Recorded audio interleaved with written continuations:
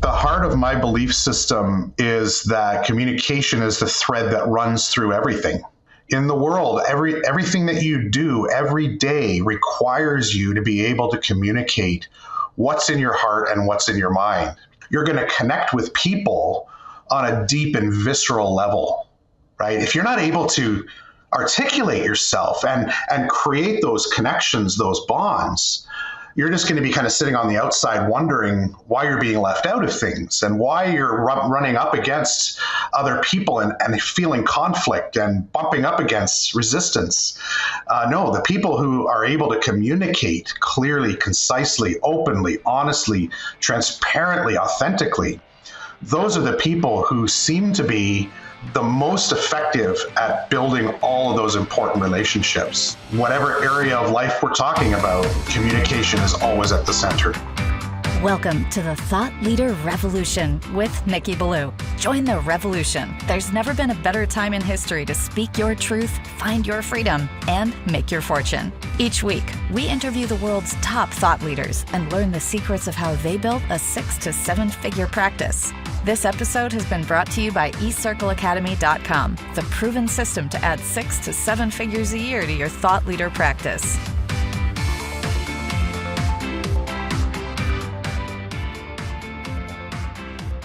Welcome to another exciting episode of the podcast, The Thought Leader Revolution. I'm your host, Nikki Ballou. And boy, do we have an exciting guest lined up for you today. Today's guest is a dear friend. He has been one of our star clients in our exclusive mastermind, eCircle Academy. And he is a leading global authority in the area and science and art of communication. I am speaking, of course, of none other than the one, the only, the legendary Geoff Weinstein. Welcome to the show, Geoff. Thank you, Nikki. That introduction is wonderful. And I got to tell you, we're 30 seconds in and you're already schooling us on communication. One of the most important things about communication, of course, is authenticity. And man, do you bring it. Thanks, brother. Yeah, my pleasure, man. Good to have you here. So, Geoff, the folks who listen to this show are entrepreneurs. These are people with a dream, a mission, a vision to shape the world and make it a better place. And they come on this show, not because of me, because I'm here every week. They come on the show because of you. They want to learn all about you, who you are, how your special brand of genius can help them get to the next level. But before they can do that, they need to get to know you so they can open up to you. So tell us your backstory. How'd you get to be the great Geoff Weinstein? Oh, wow. You know, I sometimes am amazed that I do this professionally because I didn't start out as a good communicator, and I certainly didn't seek out professional communication as a job, as a career. And this all goes back to I was 10 years old, and I had to deliver my first speech. And I think we all probably can go back in time and think about the memory of a speech in school. Anyway, for this one, I'll never forget that day. This guy who had to go first, I'm thinking to myself, I'm glad I'm not going first. So he gets up and he goes first. He walks up to the front of the room and he kind of puts his hands down on the table, you know, that authority pose of steepling, puts his hands down on the table and stares us all down. Like he just looks around the room with total confidence and authority. This memory is just ingrained in my mind. And as he looks around the room, he pauses and he goes silent. And then he says this as his opening line. He says, "The Loch Ness Monster, fact or fiction?" And he put it just like that. And he went into this unbelievable speech about the Loch Ness Monster. And I'm sitting there listening to this guy for a few minutes, you know, totally enthralled by his speech. I didn't really know much about it at the time. I was 10, for goodness sakes, right? And so as I was listening to him, though, my heart started to sink, and I went a little deeper and deeper into my chair because I had to go second. And you know what they say, that you never go on after a really good speech. You never want to follow a keynote speaker. And that's what this kid was. He was a keynote speaker. And I went up after him, and I was just a basket case, right? I got up there. I had no plan. I had no script really to speak of. I had no structure. and I just blew it. And so this was my beginning, right? This is my beginning in communication. But I'll tell you what happened. As a result of that event, I developed, I guess I can call it a debilitating fear of speaking in public. And I couldn't do it. At grade 7, I had to give another speech. All through high school, I had to give speeches every time I got up to speak. I just blew it every time. And I couldn't shake it.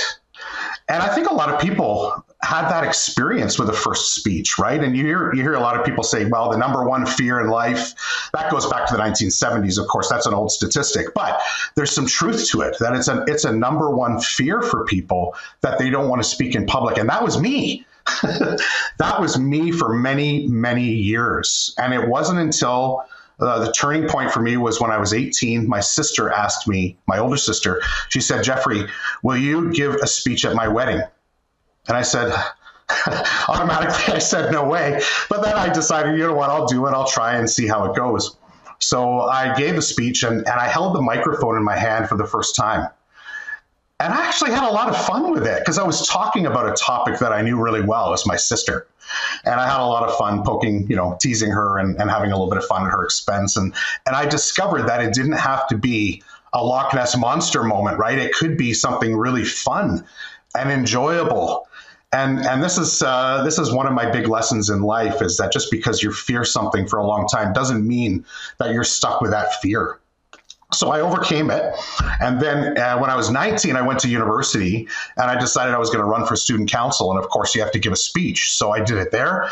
And there I learned this is a platform that has some power attached to it. You can influence people with the way that you communicate. And so that was another lesson that I learned. And I kind of went along after that. I had some jobs in hospitality. I don't know if you knew that about me, Nikki, but I worked in hospitality for many, many years. And I learned some face-to-face communication skills, but I never really had to give any speeches or anything like that, or do any kind of formal writing or PowerPoint. But I was developing my skills all along, and I didn't even realize it. Then it wasn't until the 1990s, late 1990s, I went to work for a big bank. And I started there thinking I'm going to make a lot of money in finance and the stock market and investing and all that. But I didn't really enjoy that as a career. So I switched into the head office and became a training and communication specialist, and then went on to manage a couple of different communication teams. And we were responsible for a whole bunch of different stuff. But that was when I really discovered my passion for this thing called communication. And I've been doing it ever since. And I stayed there for about 10 years at the bank. And in 2006, I decided I'm going out on my own. I had a bit of an entrepreneurial bug all along. I'm like, what am I going to do for a business? And I had this opportunity to start a business doing training in communication skills. And so that's what I started doing in 2006. And since then, I've been coaching individuals, entrepreneurs, business owners, and business leaders on communications. That's my backstory. That's a phenomenal backstory. And let's unpack some of what you said. You spoke about your first speech and how, let's face it, you sucked at it, right? And, that's a technical term, sucked at it. So what that instantly brought to mind is a little quote that I composed, a Nikki Ballou original quote, and it goes something like this. If you want to be a winner, you have to be willing to suck at something before you can be mediocre at it. You have to be willing to be mediocre at it before you can be average. You have to be willing to be average at it before you can be decent. You have to be willing to be decent at it before you can be good. You have to be willing to be good at it before you can be great. And you have to be willing to be great at it before you can be the best that ever lived. And it strikes me that was you. You could have crawled into a ball and said, I'm never speaking in public again. Or you could have chosen the path that you chose. And that's powerful, Geoff, right? I love that Nikki saying. It makes so much sense, not just for communication, but for anything in life, right? There are entrepreneurs listening to this call who are resonating with that statement, I'm sure. It speaks to the very soul of progress and accomplishment. And just that feeling of satisfaction you get from overcoming that thing that you fear for so long, then you kind of develop a new respect for it, and then it just goes from there, and it grows, and it gets bigger, and it gets an energy of its own. So I love the way you put that. Spot on. Thank you. And you also realize that in order to become a good speaker, a good communicator, you need to put in the reps. You need to speak. You got to do it. Talk about that.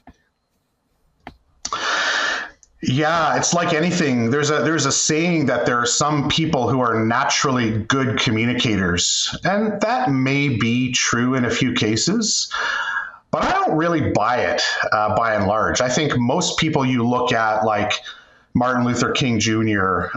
Or John F. Kennedy, or some of the revered speakers in history, and you could take any number of examples. You look at that person and you think, wow, that's a really good communicator, and they were born to that. I don't buy that.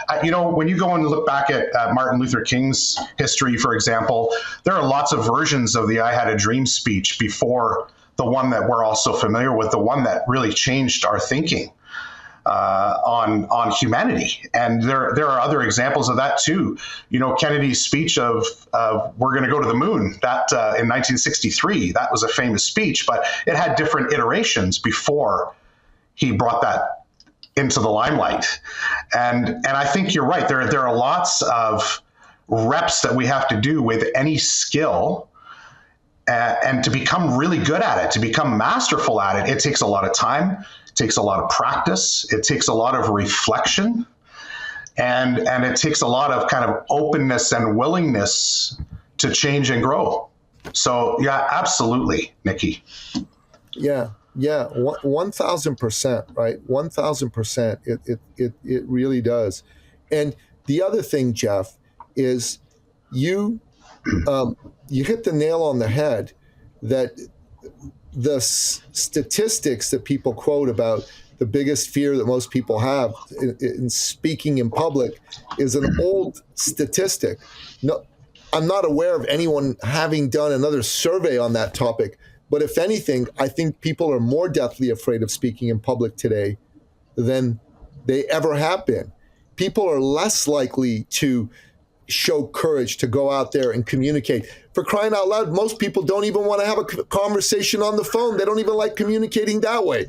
So if anything, I think that the fear of public speaking has not diminished, but has actually grown exponentially. And I'm wondering what your comment on that is. Oh, wow. This is a big one, Nikki. This is a can of worms. Right now, we're seeing one of the biggest sea changes in communication styles that we've ever seen.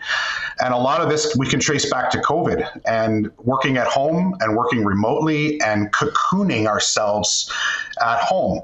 My son was in grade 8 when COVID hit. And so he graduated during COVID. We did a drive-by graduation. It was beautiful, but it was what it was. It was a drive-by. It wasn't a real ceremony where everybody kind of gets together and experiences the cloak and the gown and the hat and all that.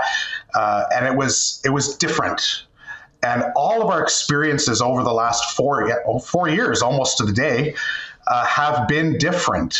And communication has been one of the bigger, more significant changes that we've seen come out of the last 4 or 5 years, where people are much more comfortable in that safe place, which is sitting in front of the computer instead of sitting across the table from you.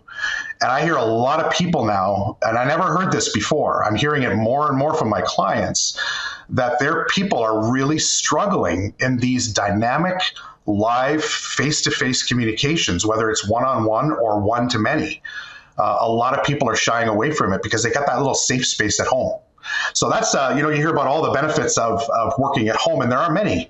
But this is one of the costs, I believe, that we're going to have to do some cleanup on as the years go on, and some serious coaching, especially for younger people who never, entered the workplace surrounded by people, but surrounded by Zoom people, right?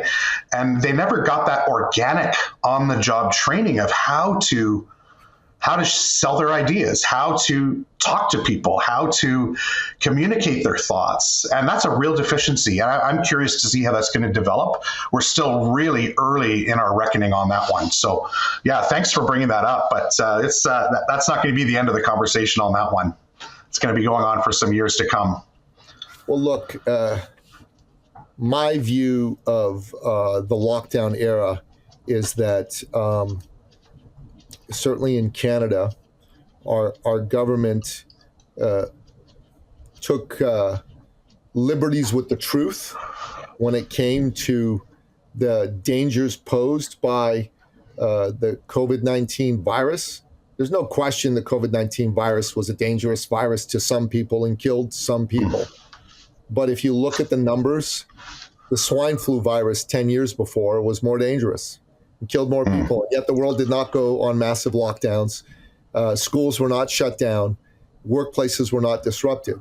So I think the government is certainly in our country of Canada, and I would suspect also all over the world, has a lot of blame that it needs to share for what it did to people. And the Prime Minister of Canada and his cabinet and many of the provincial premiers need to be called to task and to account, and they need to be held accountable.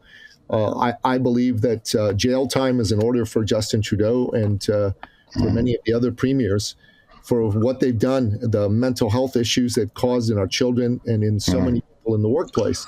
But at a human level,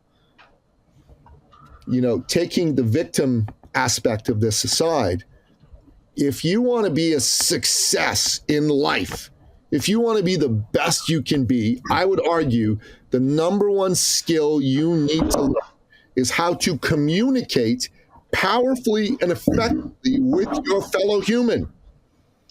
Yeah. I want your comment on that. Yeah, at the heart of my belief system is that communication is the thread that runs through everything. So I'm right with you on this. If you look at your personal relationships, your family relationships, your friendships, if you belong to a faith organization, those relationships, if you're in a social club, the people who you hang out with, at work, in the world, everything that you do every day requires you to be able to communicate what's in your heart and what's in your mind. And if you do a good job at that, you're going to be able to thrive because you're going to connect with people on a deep and visceral level, right? If you're not able to articulate yourself and create those connections, those bonds, you're just going to be kind of sitting on the outside wondering why you're being left out of things and why you're running up against other people and feeling conflict and bumping up against resistance. No, the people who are able to communicate clearly, concisely, openly, honestly, transparently, authentically, those are the people who seem to be the most effective at building all of those important relationships. So yeah, it's a thread that really runs through everything, and whatever area of life we're talking about, communication is always at the center. Yeah, communication is the superpower, arguably. Yeah, agreed.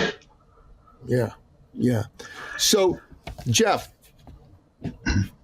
if there's a businessman or woman listening to this episode and they're thinking to themselves, okay, Geoff, I buy into what you're saying. So clearly I have a communication problem, either with myself, I need to be a better communicator personally, or within my team, my organization, my company. And I don't know what to do about it, to solve it, to transcend it, to transform it. Your answer is? The answer is that in this day and age, in the digital age, when people are busier and more distracted than ever, when it's harder than ever to grab attention and engage people, you have to communicate using a process called lean communication. This is what I do. I'm a lean communication coach, and for an organization to succeed, They need to communicate in the business world in a language that works for this digital age with the context that we're in right now. And that's lean communication. Okay, so say more. What is lean communication? Why should people listening care? And how can they apply it to their own context, personally, to their business context, and to the context of running a group of people? Yeah, great questions. Wow, where do I start? I do. No, that's good. That's good. This is it. This is how we roll. No, that's good, Nikki. Fantastic. So lean communication, we'll take it back to the word lean. Let's start with that. So lean, actually, you've got a bit of a lean story, don't you? Can you give us like a 15-second lean story of your recent accomplishment? We'll start with that. Recent accomplishment in what area? Yeah, your lean transformation. Oh, okay. So I gained 50 plus pounds over a 12-year period when I got out of the fitness field. And I was disgusted with myself and chose to do something about it. So I hired someone with a track record of helping people in my age group achieve success in this arena. And over a 6-month period, with his help, I dropped 58 pounds. 58 pounds.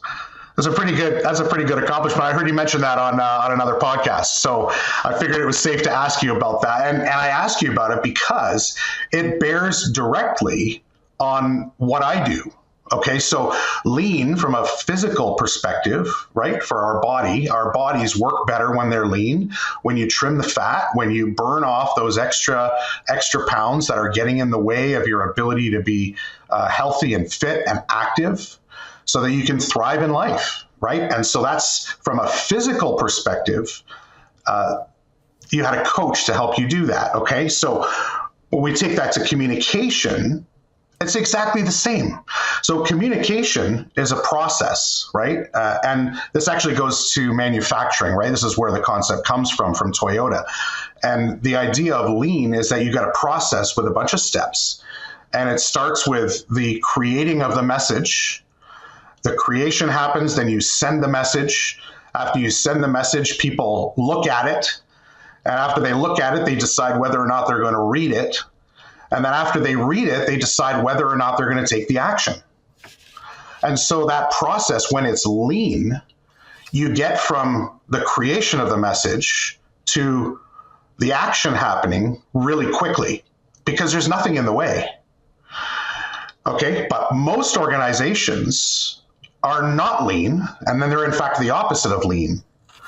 And so along the way, they've got all these bottlenecks that prevent the message from being opened, being read, being engaged with at any kind of level. And in fact, a lot of messages now are ignored altogether. And then you're just sitting there wondering, hey, did you even get my message? And then, of course, if that happens, there's no action taking place. Okay, so lean communication is becoming aware of the process of communication, first of all, that it is a process, and that it's a process that's full of extra fat or waste. And that waste needs to be stripped out. So that's kind of at a very simple level what I do. I look at the process of communication, and every organization has a different process with different sources of waste. And together we identify what those sources of waste are and we strip them out. So what you're left with is a clean process, a lean process, where the communication happens here, it arrives here, the action happens without very much delay at all. So that goes for the individual, for a small team, for a large team, for a full organization. It's all made up of a bunch of communications taking place over the course of the day. So that's kind of what lean is in a nutshell. And then I'm a coach, just like the coach that you had, to help people recognize where those sources of waste are, and then helping change the techniques and the thinking so that they can communicate without all the extra stuff getting in the way. And why should they care to do that? What is the outcome if they communicate in a lean fashion? So, in life, there are lots of reasons to communicate. With business, there are really just a few reasons to communicate, right? You communicate because you want somebody to think a certain way or know something or believe something, right? But most of the time, we want them to do something. And so your communication at work almost always has an action attached to it of some sort. And you should care about this, because if you're sending a message and you're not getting the desired response, if you're not getting people saying, hey, that makes sense, let's do this, if you're not getting enthusiasm for your idea, you're not getting traction, you're just sitting there spinning your wheels. All the work that you do it's going to go to waste, because there are a lot of good ideas that are out there that aren't communicated well, and those ideas just die. And that's why we need to care. All the entrepreneurs sitting on this call listening have the same challenge, right? They have a service to provide. They have a superpower that they want to share with the world. They hopefully want to serve their fellow human beings in a certain way. And they're doing it because they love it. Now, they get paid for doing that, of course, and there's some satisfaction from getting paid for what you love doing.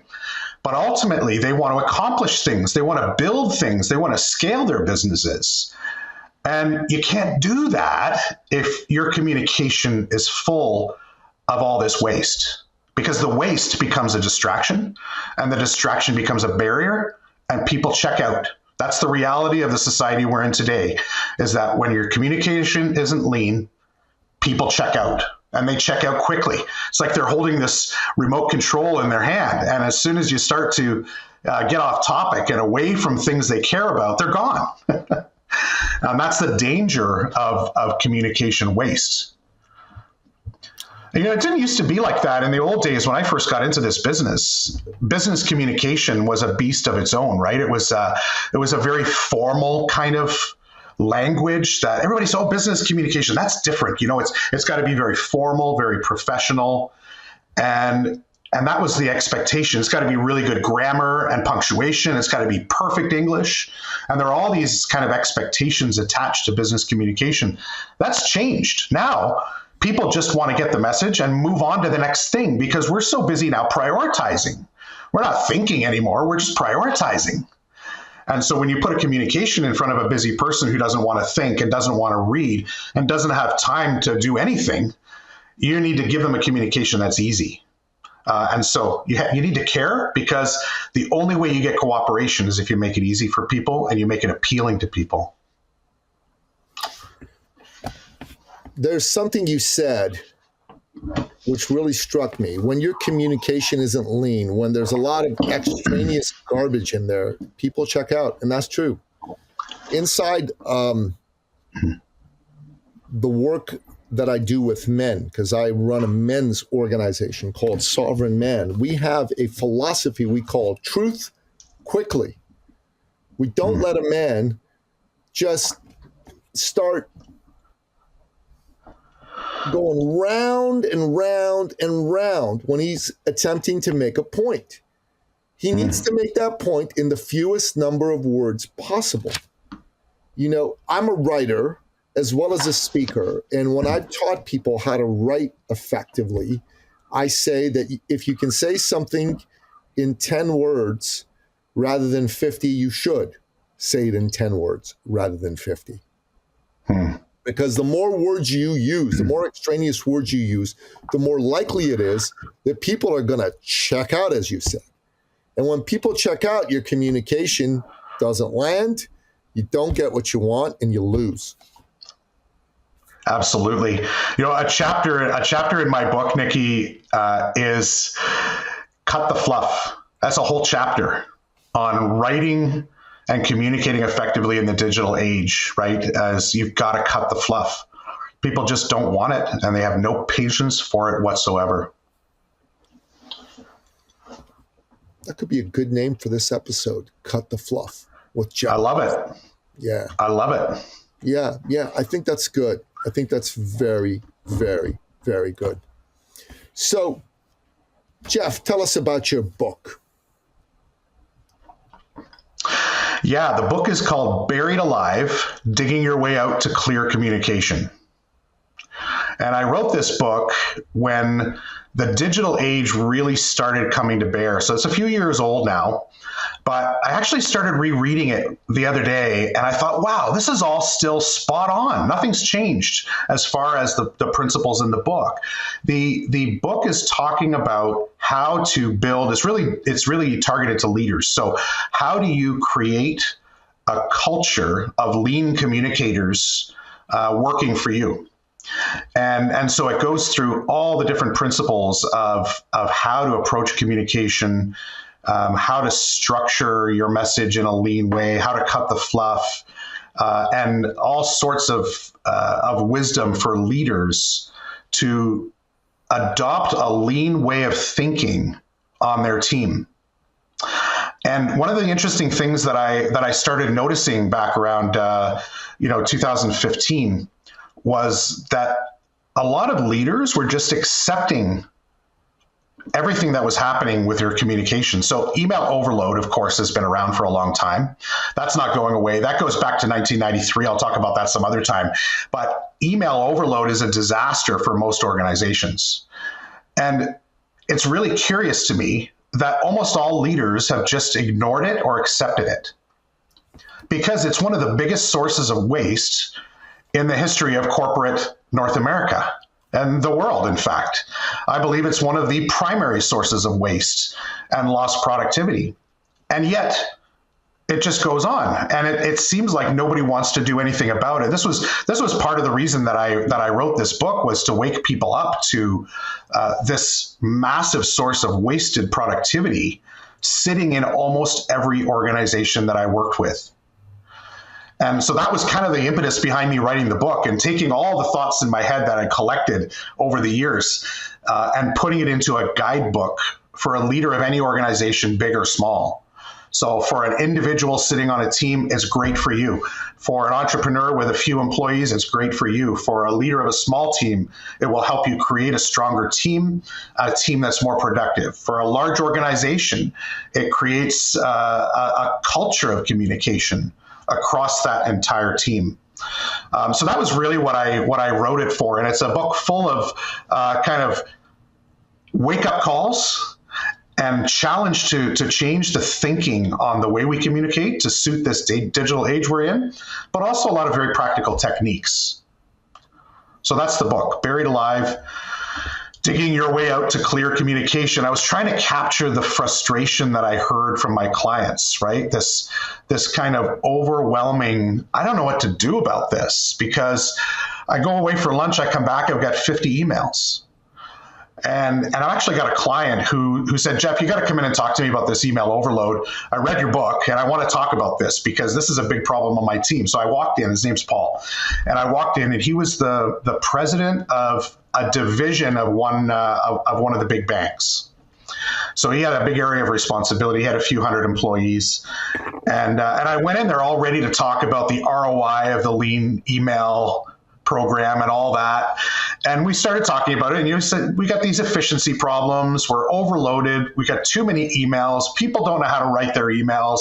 They're writing them way too long. They're copying it. So he started giving me the normal laundry list of kind of common complaints, the surface stuff, right, of what we see with email. And I'm sitting there, but okay, that makes sense. I can definitely help you with that. And then he went a little further, though, and he said, but it's also actually affecting our productivity because we're growing like crazy here.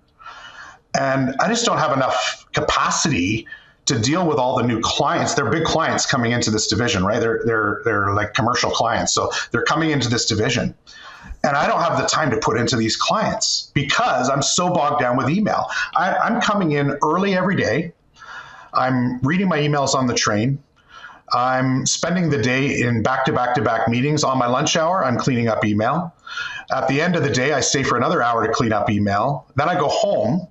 When I should be having supper, with my kids and my wife, I'm on my computer dealing with email. Next day, I get up and it starts all over again. And so it's not just the frustration of email overload and all the stupid things that people do to you. it's also the impact on the business, the lost productivity, right? The inability to really serve your customers. But it also trickles into life. And this poor guy, Geoff, I'm dying here. I haven't seen any of my kids in their school plays. I haven't been to their sporting events. I feel like I don't know them. And my wife, we're not doing well, I'll be honest with you, because a lot of my day is either meetings or email. I'm like, wow. So there's this onion out there. I kind of see it like an onion. You peel the layers off, right? And you got kind of the outside layer. That's all the stupid stuff that happens with email. But you dig a little deeper and you see the business impact of email overload. You go deeper into the core and you got real human beings who are suffering every single day. And they're just spending their whole day on email. I said, sometimes I come in on the weekend because that's the only time I can get it all done. I said, what about vacation? He goes, no, are you kidding? I go away on vacation, I'm on my laptop again. Well, anyway, this is what's going on right now, right? With this overload, this crazy, this chaos, Nikki. Yeah, I can see that. Good story. Really, really good story. So, Geoff, if someone is interested in getting in touch with you, getting a copy of your book, engaging you in helping them, their organization, what's the best way? Yeah, the best way is to jump on a discovery call with me and we can just talk it through. This is one of those things, right, with communication, what's the best way? And I've found that the best way is to have a conversation, whether it's 5 minutes, 10 minutes, 30 minutes, doesn't matter to me. If I can help you, the only way we can find out is if I understand the dynamics of what's going on in your shop. So get on a call, book me for a call, and we'll talk. You can tell me, what are you experiencing? What are some of those outer layer things that you see day to day? Okay, let's go a little deeper. How's that impacting the business? And how's this impacting you personally? And then we kind of get into it and we find out where the issues are. And then we figure out the best way to do it. It could be, it could be one-on-one coaching. It could be a team program. I hate to say workshop, but sometimes a workshop is the best way to do it. But typically a longer program where you can actually implement some change over time is typically a good way to engage me. And sometimes it's a complete organizational program. So it depends, Nikki. That's the best way. Depends on the circumstances, but the best way to get started is jump on a call with me. And I'm very happy to do that. I love talking to people. I'm an entrepreneur myself. I'm in a small office here and I love connecting with people and talking to people about what's going on in life. So it's nice for me, even if it's not business, it's just human connection, which I really appreciate. Great. And where do you want me to send them to? Yeah, I have a page, Nikki, that I set up for you, and it's called Podcast Gifts. Is what I'm calling it. I have a few gifts that I'm willing to offer to people, and the first one is a 30-minute call. So the page, I'll give you the page address first. It's geoffweinstein.com/gifts. And that'll take you to the page called Podcast Gifts. Okay. I just set this up. So this is what I offer. So the first one is a discovery call with me where we get on a call and we just talk. You can tell me what your challenges are and we can figure out if there's a fit that I can help you. If I can, fantastic.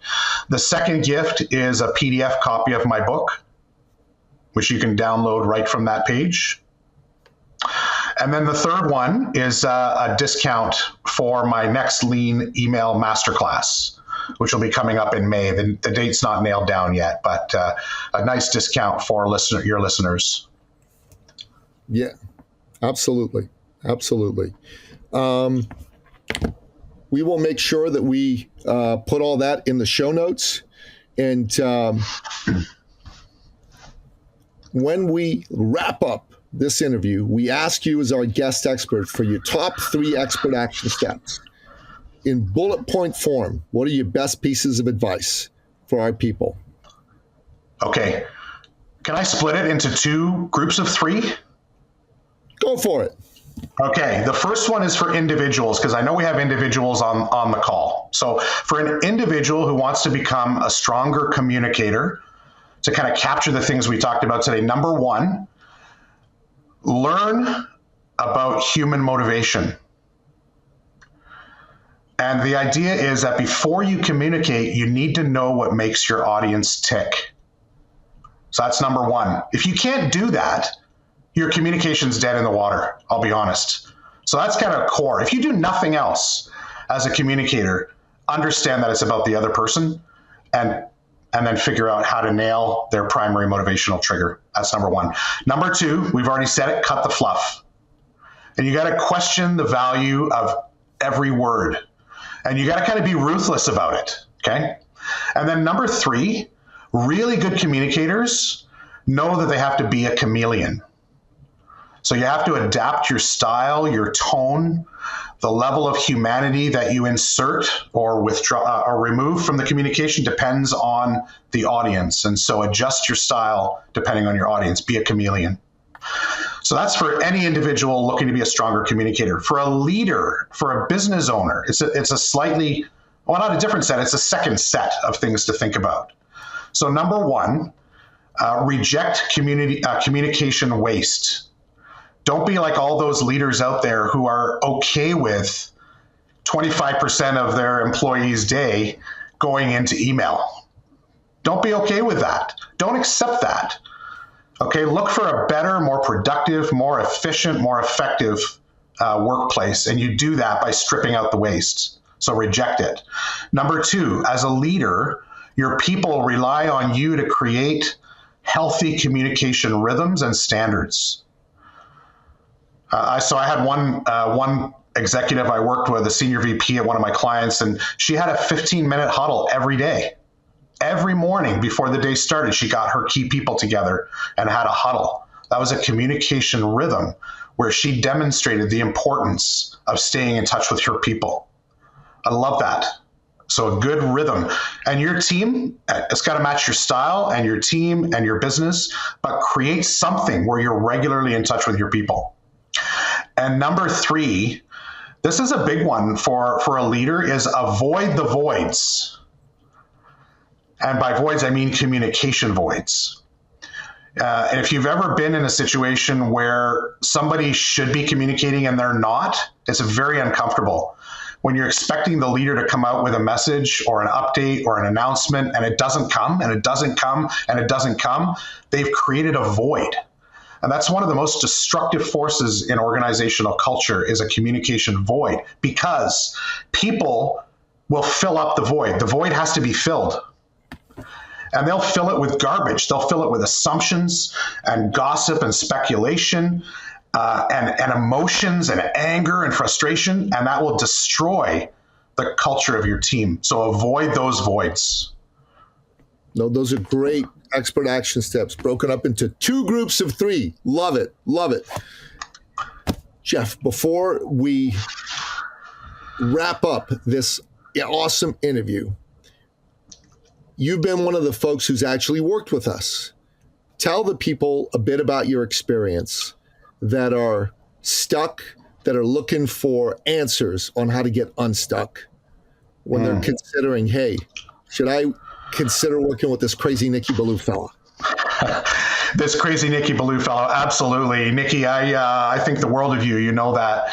I think you are a guy who has a heart for people. You have a heart for helping people, and I think your model that you use is a way of plugging entrepreneurs into a community of people who are like you, or who are striving to be like you, I guess, right? Who see the way that you operate and they say, hey, I feel really good when Nikki does this or treats me that way, and I want to be a part of that, and I want to emulate that a little bit. And so there's a whole community of little Nickies around you, right?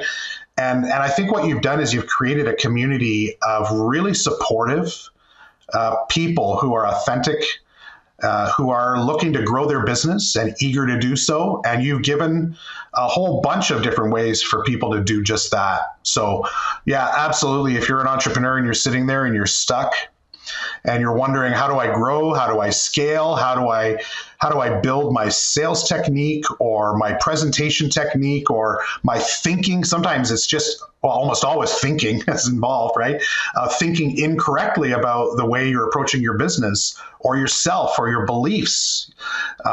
This is a community where you can dig into some of that and experience some real growth personally and in your business. So absolutely. And Nikki, you didn't tell me you were going to ask me that question. So this was not a planted question. This is just my honest reflection on my experience with you, and absolutely forever changed by the work that you've done. Thank you. My pleasure, and thank you. And yeah, we don't usually pre-plan questions with people, and there's a reason for that, because I want the podcast to be a conversation, and I don't want it to come across as scripted, because that's boring. And who the hell wants boring? Yeah. Podcast should be interesting, exciting. It should get attention. So that's a good way to put it. Geoff, thanks for coming on the show. Great to have you on, brother. Yeah, Nikki, thank you for inviting me. Yeah, you bet. That wraps up another exciting episode of the podcast, The Thought Leader Revolution. To find out more about today's amazing guest, the one and only Geoff Weinstein, go to the show notes at thethoughtleaderrevolution.com, or wherever you happen to listen to this episode, be it Spotify, iTunes, Google Play, Audible, or what have you. Until next time, goodbye.